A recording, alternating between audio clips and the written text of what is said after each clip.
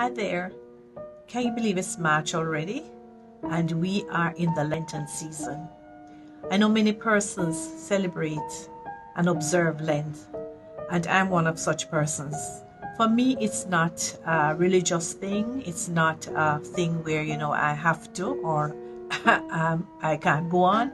I just feel that I need to observe it. And how do I observe it? I observe it by abstaining from something that I like, maybe coffee, maybe wine, but I do observe it, maybe red meat. But I want to share a few minutes just for us to just look at Jesus going through the wilderness. In this part, I will talk about the first temptation. So Matthew 4:1 said, Then Jesus was led up out of the Spirit into the wilderness to be tempted of the devil. And when he had fasted 40 days and 40 nights, he was hungry. And when the tempter came to him, he said, If thou be the Son of God, command these stones to be made bread.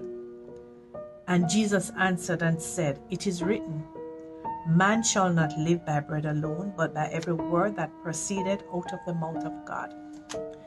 This scripture is one that Moses wrote in Deuteronomy.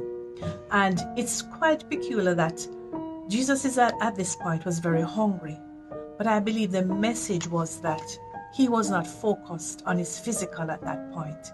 He was focused on strengthening the inner man, because shortly after Jesus came out of the wilderness, his ministry began. Now, my friends, I want to encourage you to remember that we are made up of body, soul, and spirit. Many times we focus on just one aspect of our lives, which is the body, many times. But I want to encourage you to learn about feeding your inner man. And how do we feed our inner man? We feed our inner man by reading the word. You notice that Jesus had something to draw from because he knew the word.